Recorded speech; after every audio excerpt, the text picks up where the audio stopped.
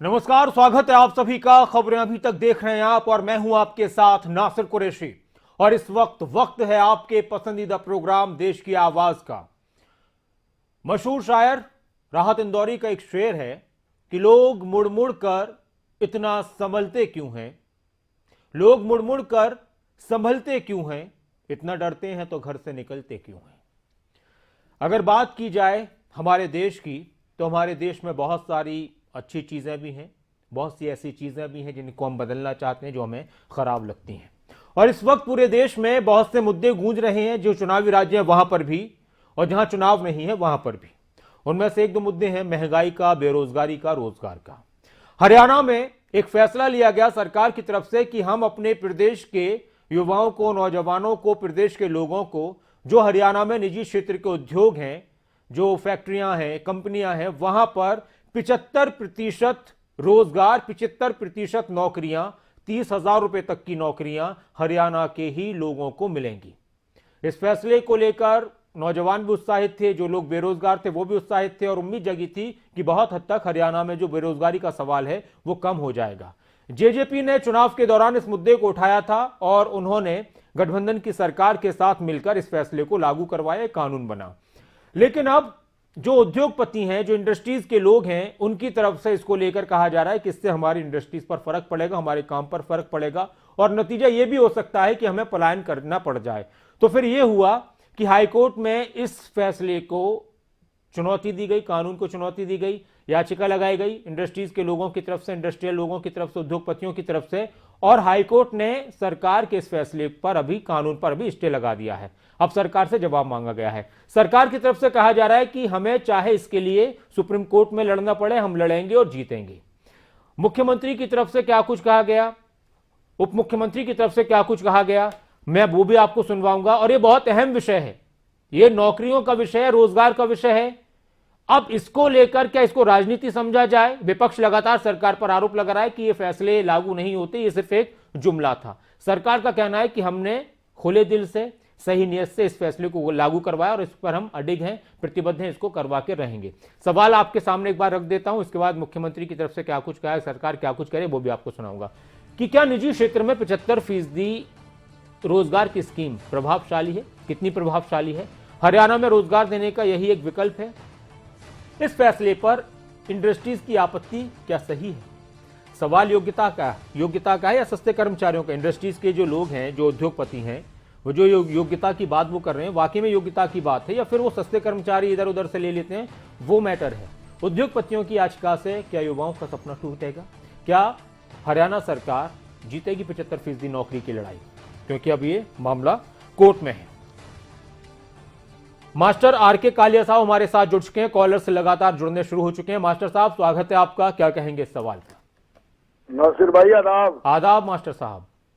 देखिए मेरे अजीज भाई, नौकरी सबको चाहिए, रोजगार सबको चाहिए, इसमें कोई दो राय नहीं। जी सर। जो ये सरकार ये स्कीम लेकर आई है, मैं इसके थोड़ा खिलाफ हूँ। क्यों खिलाफ हूँ? क्योंकि मेरे हिसाब से जातीय आरक्षण बिल्कुल खत्म होना चाहिए, बिल्कुल ही खत्म होना चाहिए सारे हिंदुस्तान में। योग्यता कहाँ गई, लियाकत कहाँ गई, क्वालिफिकेशन कहाँ गई, ये बहुत बड़ी बात है। ये तो उद्योगपति क्यों चाहेंगे कि लेक मैन भर्ती हो? मेरिट के हिसाब से देखिए, उनको लेना पड़ेगा, मेरिट के हिसाब से बच्चे जाएं, जिनकी जो क्वालिफिकेशन है, जो लियाकत है, उनके हिसाब से उनको वहां भर्ती किया जाना चाहिए। योग्यता की महज एक वोट बैंक की राजनीति हो। और मैं साफ तौर पर कहना चाहूंगा, हम लोगों को फिर भी रोजगार नहीं मिलेगा। ब्राह्मण, बढ़िया, खत्री, मुझे कहना चाहिए, मैं जात पात की बात नहीं करता। यहाँ पे मेरे भाई जाटों को मिलेगा रोजगार हरियाणा में, हमें भी पता है, हम भी बचपन से आ रहे हैं हरियाणा में। तो हमारे तो वैसे बड़ी दुर्गति हो रही है। ये आरक्षण बिल्कुल खत्म होना चाहिए, बिल्कुल खत्म होना चाहिए सारे देश में। ठीक है सर, शुक्रिया आप हमारे साथ जुड़े। और एक और दर्शक हमारे साथ है, भीम सिंह जी, हमारे एक और दर्शक हमारे साथ हैं, स्वागत है आपका, क्या कहेंगे भीम सिंह जी? नमस्कार जी। नमस्कार भीम सिंह जी, कहिए। सर, अगर जो इस तरह से जबरदस्ती 75% हरियाणा के युवाओं को रोजगार देंगे तो यहाँ उद्योग धंधा लगाएगा कौन? सबके सब अपना अपना धंधा समेट कर और दूसरे राज्य में चले जाएंगे। आप आइसर ट्रैक्टर की देखो, फरीदाबाद में सिर्फ एक सिंगल एक सिलेंडर का ट्रैक्टर बनता है, बाकी आइसर वाले ने उठा कर लखनऊ में ले गए, क्योंकि पहली सरकारों ने इसलिए प्रेशर गिरा उन पर, ये दो वो दो। बिजनेसमैन आदमी कौन बिजनेस कर लेगा सर? शुक्रिया आप हमारे साथ जुड़े। एक और बात ये भी है कि इसमें ऐसा भी नहीं है कि अगर मान लीजिए उद्योगपतियों को, उद्योगों को अपने हिसाब से जो उनको वर्कर्स चाहिए वो नहीं मिल पा रहे हैं, तो उनको चाहे योग्यता ना भी हो तब भी रखने पड़ेंगे। इसके लिए भी प्रावधान बनाया गया है। डीसी को बताया जाएगा और कि भाई आप ठीक है, हमारे पास इतने लोगों की ज़रूरत है और हमें यहाँ पर नहीं मिल पा रहे हैं तो हम दूसरी जगह से ला रहे हैं, तो वो परमिशन मिलेगी। यानी एक तरीके से नौकरी देने की कोशिश है 75% युवाओं को। लेकिन अब उद्योगपतियों की अपनी एक बात है। हमारा सवाल आपके सामने है, हरियाणा के लोगों के सामने है, देश के लोगों के सामने। इसके अलावा देश के दूसरे राज्यों में भी इस तरह के फैसले हुए हैं, अलग अलग राज्यों ने भी इस तरह के फैसले लिए हैं अपने लोगों को, स्थानीय लोगों को, उसी राज्य के लोगों को निजी क्षेत्रों में नौकरियां देने के। कई कई जगहों पर तो ये भी फैसले हैं कि जो भी मजदूरी होगी वो हमारे ही राज्य के लोग करेंगे, बाहर के राज्यों से मजदूरी नहीं करवाई जाएगी उद्योगों में। बलदेव जी हमारे साथ हैं, स्वागत है आपका। बलदेव जी क्या कहेंगे? नमस्कार कुरैशी जी, बलदेव जी इसके बारे में कहना चाहूंगा जी, जेजेपी बीजेपी सरकार इसको बांटने, देश को नौकरी के मामले में बांटने की कोशिश क्यों कर रही है? जरूरत क्या है? नौकरी अगर हरियाणा सरकार को देनी है तो जो विभागों में लाखों पद खाली पड़े हैं उनको भरो, नए पद सृजित करो ताकि रोजगार और मिले। ये सारा और सरकार का काम जो कार्य है वो ठीक चल सके। पर ये तो बांटने का काम कर रहे हैं, लोगों को बुलाने का काम कर रहे हैं। असल में इनको नौकरी देनी ही नहीं। अगर नौकरी देनी है तो आप ये देखो टीचरों के कितने पद खाली पड़े हैं, किसी महकमे में देख लो आप। हरियाणा में आज 60% पद खाली पड़े हैं, क्यों नहीं नौकरी दे रहे हो उसमें? और एक आदमी 10-10 जगह काम कर रहा है। अगर आप विभाग की बात कहूँ तो आधे से ज्यादा VLDA के पद खाली पड़े हैं। एक VLDA के पास 4 डिस्पेंसरी का चार्ज है। क्यों? शुक्रिया बलदेव जी, आप हमारे साथ जुड़े और आप भी जुड़ सकते हैं। कैप्टन जसपाल जी भी हमारे साथ हैं, हमारे नियमित दर्शक। स्वागत है आपका कैप्टन साहब, क्या कहेंगे? डॉक्टर साहब राम राम। नमस्कार, राम राम जी। डॉक्टर साहब बात ये है कि या तो पेपर लीक करके इंक्वायरी करके लोगों को टांग देना, भर्ती ना करना, और 75% किसने का, ये सिर्फ जेजेपी का राजनीतिक जुमला था। महाराष्ट्र में 88% तक है और लोकल लेबर के कई फायदे होते हैं अगर ईमानदारी से कोई फर्म चल रही है तो। आज भी जो अकोमोडेशन की हर लिहाज से, एफिशिएंसी के लिहाज से, हर तरह से वो सपोर्ट करता है। जहां तक कि सरकार का सवाल है, डॉक्टर साहब ये एक प्रयोगशाला बना रखी है हरियाणा की। चलिए जी sir. Haryana public service commission का जो लास्ट चेयरमैन था, ठीक, वो बंगाल cadre का पुलिसमैन था। अभी वो, और उसमें लिखा हुआ है HPSC के अंदर कि उसके बाद आप किसी दूसरे पद पर नहीं जा सकते। और हरियाणा एग्रीकल्चर इसमें इलेक्ट्रिकल रेगुलेशन कमीशन में 61 साल से ऊपर का नहीं लग सकता, 62 साल का लगा रखा है। और अंदर ही अंदर पेगासस की तरह राक्षस लगे हुए हैं जी। शुक्रिया आप हमारे साथ जुड़े और आप भी जुड़ सकते हैं। सरकार ने एक फैसला लिया, हरियाणा के नौजवानों को जो इंडस्ट्रीज हरियाणा के अंदर हैं निजी क्षेत्र में, उनमें 75% नौकरियां दी जाएंगी 30,000 रुपये तक की। पहले 50,000 रुपये तक की नौकरियों की बात थी, फिर इसको 30,000 रुपये तक कर दिया गया। और ऐसा फैसला सिर्फ हरियाणा में नहीं हुआ बल्कि और भी राज्यों में हुआ है। तो फिर हरियाणा के उद्योगपतियों को इस पर आपत्ति क्यों है और क्या उनकी आपत्ति सही है, ये भी एक सवाल है। सूरज भान जी हमारे एक दर्शक हमारे साथ हैं, स्वागत है आपका सूरज भान जी। नमस्कार सर। नमस्कार सूरज भान जी, कहिए। आज जो सरकार कह रही है हम कोर्ट में लड़ेंगे, तो अभी कोर्ट में केस था, लड़ी क्यों नहीं है सरकार? या तो इन्होंने गलत बनाया है। नहीं, अभी गया है मामला, अभी ये हाई कोर्ट में जी। हाँ, वाकई पैरवी कम की है। इनकी मंशा यही थी इन लड़कों के साथ विश्वासघात करने की। शुक्रिया आप हमारे साथ जुड़े। अच्छा, इसमें एक चीज़ ये भी आ रही है कि इसमें ये भी कहा जा रहा है, इस पर राजनीतिक बयानबाजी भी हो रही है और सरकार की तरफ से ये भी कहा गया है, डिप्टी सीएम ने ये कहा कि इसमें विपक्ष के लोगों की भी हो सकता है मंशा हो कि वो नहीं चाहते कि हरियाणा में नौजवानों को नौकरी मिले। इस पर भी हम देखेंगे, जांच करेंगे कि ऐसा क्यों किया जा रहा है, ये हरियाणा के नौजवानों के साथ गलत हो रहा है। जो हमने एक फैसला लिया है नौजवानों को रोजगार देने का। एक और दर्शक हमारे साथ हैं, राम शर्मा जी हमारे साथ हैं कालका से, स्वागत है आपका। राम शर्मा जी क्या कहेंगे? कुरैशी साहब नमस्कार। नमस्कार सर। ये जो लेबर है ये आपको 10,000 की, 15,000 की, हिमाचल में भी 70% लोगों को रोजगार देते हैं। जी सर। पत्ती है, जैसे रोटी वाला है, परमाणु है, जितनी इंडस्ट्री है, जी 70% लोगों को रोजगार हिमाचल वालों को मिलता है, तो हरियाणा में भी मिलना चाहिए। जी। और मैं आपको बताता हूँ, ये जो ऑटो पार्ट कंपनी है ना, एक हफ्ते में बंदे को मशीन पे ऑपरेटर बना देती है। कोई बड़ी बात नहीं है ये। ठीक है सर, शुक्रिया आप हमारे साथ जुड़े और आप भी जुड़ सकते हैं। अच्छा, एक सवाल ये भी है कि नौजवान हैं, अब इससे एक तरीके से क्या आप हरियाणा के नौजवानों की योग्यता पर भी सवाल खड़े कर रहे हैं, जो इंडस्ट्रीज के लोग हैं? तो ये भी एक बड़ा सवाल है। हालांकि वो कह रहे हैं कि नहीं, ऐसा नहीं है, हम अपने कारोबार को देख रहे हैं। तो ये भी कहा गया कि आपके कारोबार पर कोई फर्क नहीं पड़ने दिया जाएगा। उमा जी हमारे साथ हैं, स्वागत है आपका। उमा जी क्या कहेंगी? हेलो, नमस्कार जी। जी नमस्कार मैम।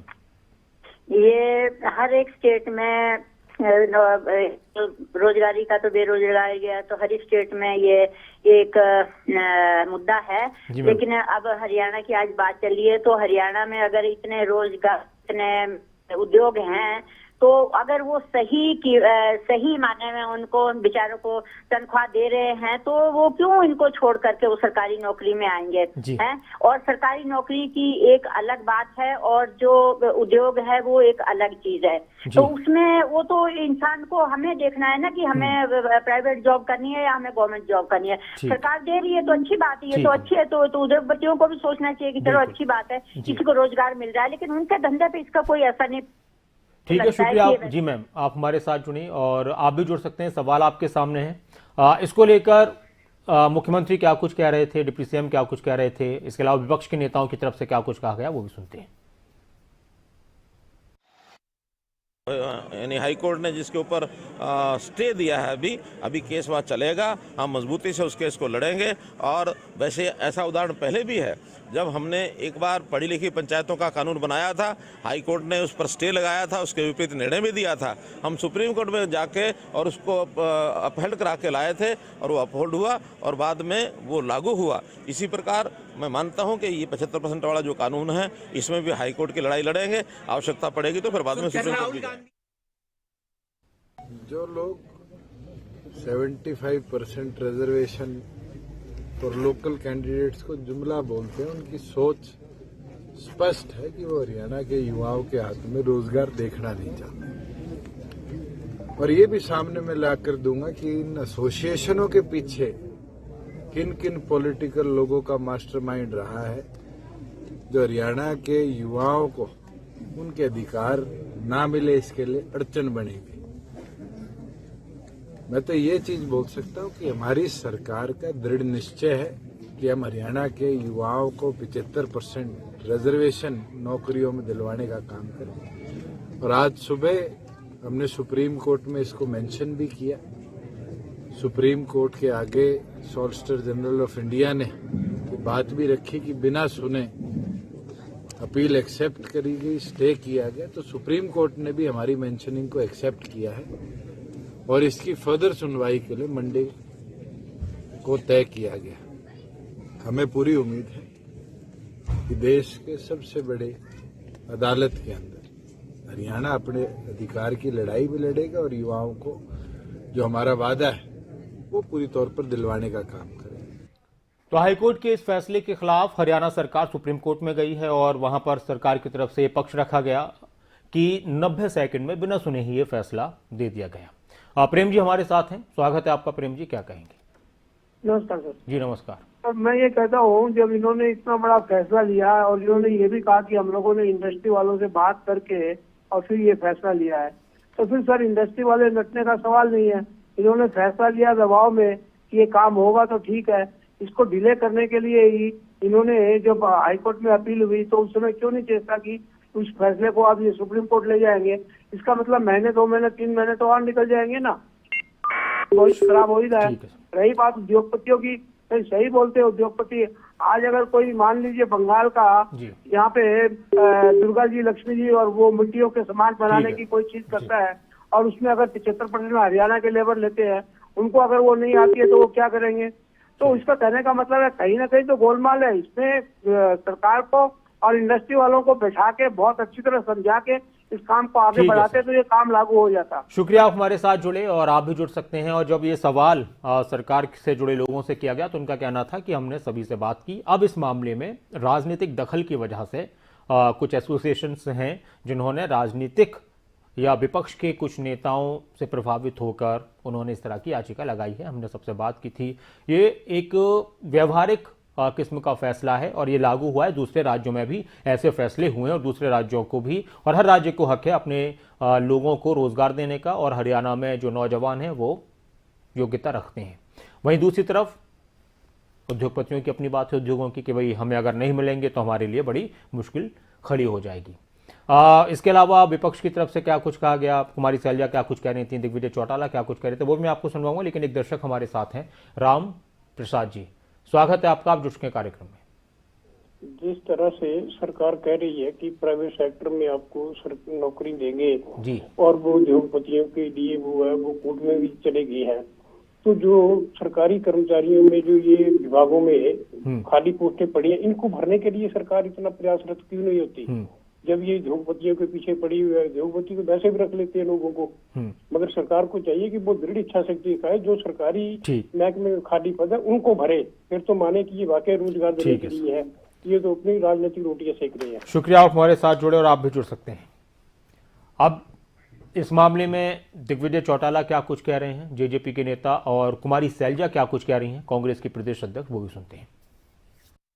एक महत्वपूर्ण सवाल है रोजगार का। आप लोगों ने पहले वायदा किया था, आपका जो मैनिफेस्टो आया था कि 75% आरक्षण देंगे, फिर गठबंधन सरकार कानून लेकर आई, लेकिन आज पंजाब हरियाणा हाई कोर्ट ने हमारी नीयत तो स्टे लगा दी। हमारी नीयत तो साफ है ना कि हम क्या करना चाहते हैं, हरियाणा के युवाओं के लिए हमारी क्या सोच है, और कोर्ट ने स्टे नहीं लगाया। कुछ शंकाएं जो कुछ लोगों ने रखी तब तक करके उसको होल्ड करा है, और मुझे उम्मीद है कि अगली ही तारीख के अंदर जब हरियाणा रिप्लाई फाइल कर देगा कोर्ट और वो सभी लोग सेटिस्फाइड होंगे और ये कानून फिर से वैसे ही मजबूती से लागू होगा, तो होना ही है। कोर्ट के फैसले को कैसे देखते हैं, लड़ाई कैसे लड़ेंगे? कोर्ट के फैसले का हम सब सम्मान करते हैं, मगर निश्चित तौर पर ये एक मिशन है हरियाणा के लाखों करोड़ों, बिकॉज हरियाणा सबसे यूथ स्टेट है इंडिया का, और उसके अंदर सबसे ज्यादा बेरोजगारी दर को, जो इस खाई को भरने का जो चैलेंज है, वो सिर्फ यही रास्ता है, दूसरा कोई रास्ता नहीं है। एक आखिरी सवाल है, कांग्रेस कह रही है कि जुमला था, रोजगार आप लोग दे नहीं पा रहे, बेरोजगारी में सबसे उस टाइम भी कानून में हरियाणा की सरकार में जो दुष्यंत जी ने एक हरियाणा के युवाओं के लिए सपना पूरा किया उनका, कांग्रेस कैसे अच्छा कह देगी उनको? उनकी दुकान बंद हो जाएगी कांग्रेस की, वो तो उसको बुराई, उसमें कुछ ना कुछ कमी खामी निकालेगी। बिल्कुल, ये थे दिग्विजय चौटाला। यही कहना है कि रोजगार को लेकर लड़ाई लड़ी जाएगी अदालत के अंदर, और कहीं ना कहीं जो युवा है, युवाओं को रोजगार देने का काम सरकार की तरफ से किया जाएगा। कैमरामैन जतिन के साथ अनिल मोर, खबरें अभी तक, चंडीगढ़। हरियाणा सरकार का कर लेते हैं। आपने बकायदा प्रेस कॉन्फ्रेंस में कहा कि हरियाणा बेरोजगारी में सबसे ऊपर है। पंजाब हरियाणा हाई कोर्ट की तरफ से अभी एक फैसला दिया गया है कि जो हरियाणा में प्राइवेट सेक्टर में जो आरक्षण दिया गया था 75%, उस पर रोक लगा दी गई है। आप कैसे देखते हैं जो फैसला प्रदेश सरकार की तरफ से उस दौरान लिया गया था आरक्षण देने का, कितना वाजिब था, कितना गलत था? देखिए, अब यही पॉइंट को अगर हम ले लें जो आपने बताया, मैंने देखा नहीं है, मुझे आप से ही पता चला। इसी पॉइंट को हम देख लें कि कहीं ना कहीं सरकार की कुछ ना कुछ तो कमी रही होगी। हमने उस समय भी चेताया था कि ये गलत बात हो रही है, ठीक नहीं है, और पहली बार में आपने देख लिया कि हाई कोर्ट ने इस पर रोक लगा दी। तो सरकार की मंशा सही नहीं है, और वो बात इस तरह से साबित एकदम हो भी गई है।